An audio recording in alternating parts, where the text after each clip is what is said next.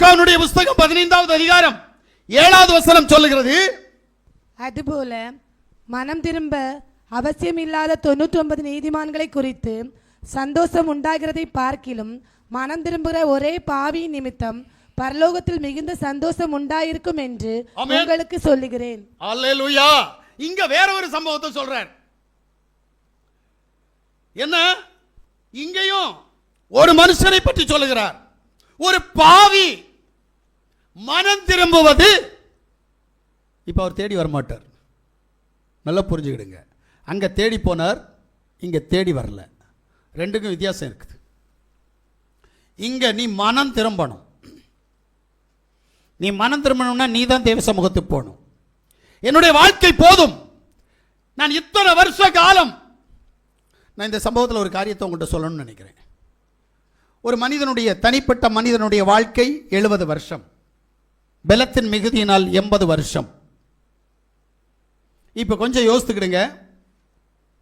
பலத்தின் மிகுதியினால் நீங்கள் 80 வருஷம் இந்த பூமியில் வாழ்வீர்கள் என்று சொல்லி உங்களுடைய வாழ்க்கை அட்டவணையை எடுத்து பாருங்கள். இன்றைக்கு உங்களுடைய வயது என்ன? இந்த வயதின் காலகட்டத்தில் எவ்வளவு பாவங்களை செய்தீர்கள், எவ்வளவு மீறுதல்கள் செய்திருக்கிறீர்கள், எவ்வளவு அக்கிரமம் செய்தீர்கள். இது உங்களுடைய வாழ்க்கை முழுவதையும் நாசம் பண்ண போகிறது. இதுதான் உண்மை. ஏனென்றால் இந்த உலகத்தில் உங்களை இவ்வளவு நாள் வாழ்வதற்காக அனுப்பின தேவன் இந்த உலகத்தில் அவருக்கேற்ற பிரகாரமாக வாழ வேண்டும் என்று சொல்லிதான் உங்களை அனுப்பினார். ஆனால் இந்த உலகத்தில் வந்திருக்கிற நாம் அவருடைய மனவிருப்பத்தின்படி வாழாமல் நம்முடைய மனவிருப்பத்தின்படியும் இந்த உலகத்தின் அதிபதியினுடைய மனவிருப்பத்தின்படி நாம் வாழ்கிறபடியினால் தேவ தூஷணம் செய்து தேவநாமத்தை தூசித்து தேவநாமத்தை மைமைப்படுத்தாதபடிக்கு தேவனுக்கு விரோதமான துரோகங்களை செய்து கொண்டிருக்கிறோம். அப்படியானால் ஒருவேளை உங்களுக்கு 40 வயது என்று வைத்துக் கொள்ளுங்கள். இந்த 40 வருட காலம் நீங்கள் அநியாயமும் அக்கிரமமாக செய்த நன்மையான காரியம், அக்கிரமத்தின் நன்மையான காரியம், மறுபடி இருக்கிற 30 வருஷம் உங்களுக்கு என்ன நடக்கும்? ஏனென்றால் 10 வருஷம் உபத்திரவ காலம், பலத்தின் மிகுதியினால் நடக்கிறது. அப்ப 70 வருஷம், இன்னும் 30 வருஷம் இருக்கு. இந்த 30 வருஷம் 40 வருஷத்தில் நடந்த சம்பவங்களுடைய பலனை அனுபவிக்க போறியா, இல்ல அதை விட்டுட்டு தேவனுடைய சித்தம் செய்து தேவனுடைய நாமத்தை மைமைப்படுத்தி தேவனுடைய ராஜ்யத்திற்கு போவதற்காக பிரயாசப்பட போகிறாயா? இதான் தேவை. நான் பிரயாசப்பட்டு நான் போக வேண்டிய இடத்திற்கு கடந்து போவதற்காக நான் அனுபவிக்க வேண்டியவளை அனுபவித்து தேவனுடைய சித்தம் செய்து வாழ வேண்டும் என்று நினைக்கிறாயா, இல்லது பிசாசுக்கு அடிமையாகவே இருந்து நான் தேவ சமூகத்திற்கு கடந்து போகாதபடி பிசாசுனுடைய ராஜ்யத்திற்குள் கடந்து போவதன் என்று இருக்கிறாயா என்பதை நீ யூகித்து புரிந்து கொள்ள வேண்டும். ஏனென்றால் மத்தேயு சுவிசேஷம் 1வது அதிகாரம் 21வது வசனத்தை நாம் வாசிக்கிற போது, அவள் ஒரு குமாரனை பெறுவாள், அவருக்கு யாசுவா என்று பெயரிடுவாயாக, ஏனெனில் அவர் தமது ஜனங்களின் பாவங்களை நீக்கி அவர்களை ரட்சிப்பார் என்றார். என்ன அப்படின்னா, எனக்கு 2வது பகுதி தான் வேணும். நம்ம தான் யாசுவா பற்றி நிறைய கேட்டிருக்கிறோமே. 2வது பகுதி என்ன சொல்லுது அப்படின்னா, அவர் தமது ஜனத்தை ரட்சிக்க வந்தார்.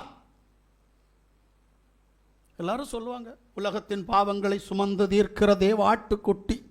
அவர் சொல்லல, யோவான் சொன்னான். அவர் சொல்லல, அவர் சொன்னது எல்லாம் இதுதான். அவர் வந்ததனுடைய நோக்கம் அவருடைய பிள்ளைகளை அவர் பாதுகாப்பது. பிரைஸ் யாசுவா. நல்லா புரிஞ்சுடுங்க. அண்ட சராசரங்களை சிருஷ்டித்த தேவன் அவருடைய ஜனத்தை ரட்சிக்க வந்தார். அவருடைய ஜனம் யாரு? முதல் கேள்விதான். நம்ம எல்லாரும் சொல்லிட்டு இருக்கோம், நான் தான் அவருடைய பிள்ளை, அவருடைய பிள்ளைன்னு எல்லாரும் சொல்றோம். நீங்க மட்டும் இல்ல, இந்த உலகத்தில் இருக்கிற கிறிஸ்தவன் என்கின்ற போர்வையிலும் யூதன் என்ற போர்வையிலும் இருக்கின்ற அத்தனை பேரும் நாங்கள் தேவாதி தேவனுடைய பிள்ளைகள் அப்படின்னு சொல்றாங்க. தேவனுடைய பிள்ளை யார்? பழைய ஏற்பாடு சொல்லுது, உபாகமத்தினுடைய புத்தகம் 7வது அதிகாரம் 6வது வசனம், ஜனங்களிலும் உன் தேவனாகிய யாவா உன்னை தமக்கு சொந்தமாக இருக்கும்படி தெரிந்து கொண்டார். இப்போ நீ பரிசுத்த ஜனம், உன்னை அவர் தனக்கு சொந்த ஜனமாக தெரிந்து கொண்டார். அல்லேலூயா.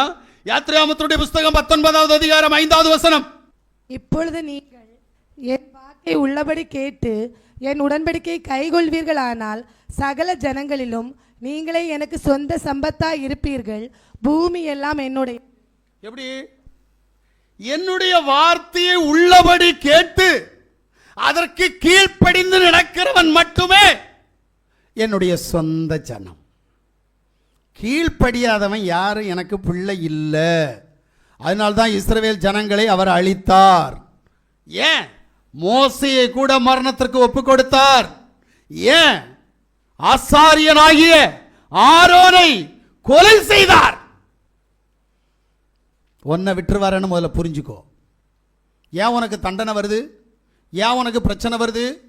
ஏன் உன்னை பிசாசு ஆள்றான்? ஏன் உனக்கு சாபம் வருது? ஏன் உனக்கு வேதனை வருது? ஏன் உன்னுடைய வீட்டில் சமாதானம் இல்லை அப்படின்றத புரிஞ்சுக்கிட்டீங்கன்னா நீங்கள் அவரை தெய்வம்னு கும்பிடுறீங்க. நீங்கள் அவர் உங்களை பிள்ளைகளாக பார்க்கவே இல்லை. ஏன்னா அவர் தகப்பன் என்றால் தகப்பனுடைய சத்தத்திற்கு செவி கொடுப்போமா இல்லையா? கண்டிப்பாக நம்ம என்ன செய்வோம்? அவருடைய சத்தத்திற்கு செவி கொடுப்போம். இங்கே என்னன்னா அப்பாவுடைய சத்தத்திற்கு செவி கொடுக்காத பிள்ளைகள் எப்படி அவருடைய பிள்ளை ஆவாங்க? சரி, ஓகே, இது பழைய ஏற்பாடு. சரி, புதிய ஏற்பாட்டில் போவோம். ஏன்னா நமக்கு பழைய ஏற்பாடு வேண்டாம்னு நினைக்கிறோங்களே. இல்லை, எனக்கு தேவை பழைய ஏற்பாடே தான். என்ன அப்படின்னா புதிய ஏற்பாட்டில் என்ன பண்ணார் அப்படின்னா அதை மாற்றவே இல்லை, மெருகூட்டினார். அவ்வளோதான். உங்களுக்கு புரியல? ஒன்றும் இல்லை. உபவாசம் என்றால் என்ன அப்படின்னு கேட்டீங்கன்னா பழைய ஏற்பாட்டில் என்ன உபவாசம்? ஏசியாவுக்கு கடந்து போகணும். ஏசியாவில் கடந்து போனா 58வது அதிகாரமா நாங்கள் உபவாசம் பண்ணும்போது நீர் நோக்காமல் இருக்கிறது என்ன? நாங்கள் எங்கள் ஆத்துமாக்களை ஒடுக்கும் போது நீர் அதை அறியாமல் இருக்கிறது என்ன என்கிறார்கள். இதோ நீங்கள் உபவாசிக்கும் நாளிலே உங்கள் இச்சையின்படி நடந்து. நல்ல கேளுங்க. உபவாச நாளில் எப்படி இருக்கணும்? உங்களுடைய இச்சையின்படி நடந்து உங்கள் வேலைகளை எல்லாம் கட்டாயமாய் செய்கிறீர்கள். அன்னைக்குதான் எல்லா வேலையும் இருக்கும். இதா உபவாசம்? உபவாச நாளில் தான் மாமியார் வீட்டுக்கு போகிறது, உபவாச நாளில் தான் சித்தம்மா வந்து உட்கார்ந்துருக்கிறது, உபவாச நாளில் தான் 150 ஃபோனு, உபவாச நாளில் தான் துணி துவைக்கிறது, உபவாச நாளில் தான் பிள்ளைகளுக்கு மேக்கப் போடுறது. தேவன் எதையெல்லாம் இருக்கிறாரோ அதையெல்லாம் செய்வோம். இது உபவாசமா? அதனால தான் சொல்றாரு உபவாச நாட்களை நியமியுங்கள். உபவாசத்தினுடைய ஊடாய் நீங்க என்ன செய்யலாம்? உங்களுடைய பிசாசுகளை துரத்தலாம். ஆனா நீ அதுக்கு ரெடி இல்லையே. உபவாசம்னா என்னன்னு தெரியாம தேவ சமூகத்தில் இருக்க வேண்டிய நாளில் உன்னுடைய நேரத்தில் உனக்காகவே நீ வாழ்ந்து கொண்டிருக்கிறாய். இது உபவாசமா என்று கேட்டால் இல்லை. பட்டினி கிடப்பது உபவாசம் அல்ல. அப்ப உபவாசத்தை ரெண்டையும் வேர்திரிச்சார். ஒன்று பட்டினி கிடக்கிறது உபவாசம், இன்னொன்று தேவனுக்கு பிரியமானதை செய்வது உபவாசம். எது உபவாசம்? புரிகிற அறிவு வேணும். நம்ம எல்லாம் இன்னைக்கு என்ன பண்ணிட்டு இருக்கிறோம் அப்படின்னா காலைல சாப்பிட மாட்டோம், மத்தியானம் சாப்பிட மாட்டோம், ராத்திரி சாப்பிட மாட்டோம். ஆனால் சத்தான ஜூஸ் எல்லாம் குடிப்போம். ஆப்பிள் ஜூஸ், ஆரஞ்சு ஜூஸ், அன்னாசி பழ ஜூஸ், திராட்சை ஜூஸ், இப்படி ஜூஸா குடிச்சு சாப்பாட்டில் கிடைக்கிற சக்தியை விடவும் அதிகமான சக்தியை பெற்றுக்கொள்கிறவர்கள் உண்மையிலே உபவாசமானு கேட்கிறேன். இல்லையே. நான் சில நேரத்தில் சாதம் சாப்பிட மாட்டேன். சாப்பாட்டுக்கு பதில் ஒரு 2 கேரட் சாப்பிடுவேன், 2 முட்டையை சாப்பிடுவேன். உண்மை சொல்கிறேன், சாப்பாட்டில் கிடைக்கிற அந்த மாவு சத்தை விடவும் அதிகமான சத்து அந்த கேரட்லையும் முட்டையிலையும் இருக்கிறதுனால என்னால் என்ன செய்ய முடியுது? எல்லா வேலையும் செய்ய முடியும். நீங்கள் தானே செய்கிற. சோறு தான் சாப்பிட மாட்டேங்கிற, கிழங்கு தான் சாப்பிட மாட்டேங்கிற, காய்கறி சாப்பிட மாட்டேங்கிற. ஆனால் பல வகைகள் சாப்பிட்டு உபவாசம் என்கின்ற பெயரில் தேவனுடைய நாமத்தை தூசித்துக் கொண்டிருக்கிற. நான் சொல்றது புரியலையா? எப்படி? அப்போ இப்படித்தான் தேவனையே ஏமாத்துறோம். கெட்ட உபவாசம். என்ன சாப்பிடணும்? சத்து இல்லாததை சாப்பிடலாம். டீ குடிக்கலாம், தேயிலை குடிக்கலாம், ஒருவேளை அந்த அது என்னது சர்பத் குடிக்கலாம். ஏன்னா அதில் சத்து இல்லை. எலுமிச்சம்பழமும் சீனி தண்ணியும் தான் இருக்குது, குடிக்கலாம். ஆனால் இன்னைக்கு நம்ம என்ன செய்கிறோம்? இதை சாப்பிட்றோமா என்று கேட்டால் இல்லை. Apple juice, orange juice. என்ன தேவனை எப்படி நீங்கள் தூசிக்கிறீங்கன்னு உங்களுக்கு புரியுதா? உபவாசத்தோடும் ஜெபத்தோடும் இருக்கணும்னா நம்மளை என்ன செய்யணும்? வயிற்றை கட்டுப்படுத்தணும். மாம்ச இச்சை சாகணும். சாகடிக்கப்படணும்னா இங்கே ஒன்றும் இருக்கக்கூடாது. ஆனால் நல்லா சாப்பிட்டு தானே இருக்கிறீங்க. இது உபவாசமே இல்லை. ஏன்னா தேவன் சொன்ன உபவாசம் உங்களுடைய மாம்சம் சாகும்போது நீங்கள் என்ன செய்வீங்க அப்படின்னா அப்போ தான் உங்களுடைய ஆத்துமா உயிரடையும். வாசிங்கம்மா. அக்கிரமத்தின் கட்டுகளை அவிழ்க்கிறதும் நுகத்தடியின் பிணையல்களை நிகழ்க்கிறதும் நெருக்கப்பட்டவர்களை விடுதலையாக்குறதும் சகல நுகத்தடியும் உடைத்து போடுகிறதும் பசி உள்ளவனுக்கு உன் ஆகாரத்தை பகிர்ந்து கொடுக்கிறதும் துரத்துண்ட சிறுமியானவர்களை வீட்டிலே சேர்த்து கொள்கிறதும் வஸ்திரம் இல்லாதவனை கண்டால் அவனுக்கு வஸ்திரம் கொடுக்கிறதும் உன் மாம்சமானவனுக்கு உன்னை ஒழிக்காமலும் இருக்கிறது அல்லவோ எனக்கு உகந்த உபவாசம். தேவனுக்கு உகந்த உபவாசம். புரியுதா? இப்போ நீ என்ன பண்ணிட்டு இருக்கிற? உபவாசம் என்ற பெயரில் என்ன பண்ணிட்டு இருக்கிறோம்? ஒன்றை நீ ஏமாத்துற, உன்னோடு கூட இருக்கிறவர்களை ஏமாத்துற, ஊழியக்காரனையும் ஊழியத்தையும் ஏமாத்துற, தேவனை ஏமாத்துற. இது உபவாசம் இல்லை. அப்போ எப்படி தேவன் உன்னுடைய உபவாசத்தை ஏற்றுக்கொண்டு உனக்கானதை செய்வார்? நீ தான் அவரையே ஏமாற்றவளை செய்கிற. இது நமக்கு புரியல. சரி, புதிய ஏற்பாட்டில் வரும். அவருடைய பிள்ளை யாருன்னு பார்ப்போமே. 1 பேதுருடைய புஸ்தகம் 2வது அதிகாரம் அதனுடைய 9வது வசனத்தை நீங்கள் வாசிப்பீர்களே ஆனால், நீங்களோ உங்களை அந்தகாரத்தினின்று தம்முடைய ஆச்சரியமான ஒளியின் இடத்திற்கு வரவழைத்தவருடைய புண்ணியங்களை அறிவிக்கும்படிக்கு தெரிந்து கொள்ளப்பட்ட சந்ததியாயும் ராஜரிகமான ஆசாரிய கூட்டமாயும் பரிசுத்த ஜாதியாயும் அவருக்கு சொந்தமான ஜனமாயும் இருக்கிறீர்கள். இப்ப அவருடைய ஜனம் யாரு அப்படின்னா, பாவத்தில் இருந்தும் பாரம்பரியத்தில் இருந்தும் அந்தகாரத்தில் இருந்தும் பிசாசனுடைய கிரியைகளில் இருந்தும் வெளியே வந்து தேவனுடைய ஆவியை பெற்றவன் எவனோ அவன் அவருடைய பிள்ளை. சும்மா மனம் திரும்புதலே இல்லாம,